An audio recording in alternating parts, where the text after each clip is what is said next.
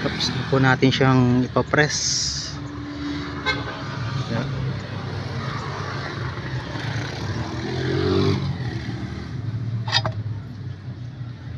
Ito po yung tsura niya.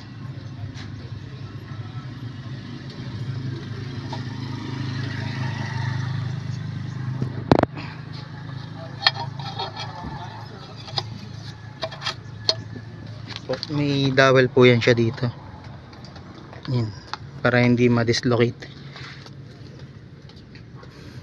Ito wala pa namang tunog, wala pang alog. Ito naman solid pa po, wala pang sira. Balik na natin. Huwag kakalimutan to, baka magkaroon ng kalampag dito yun.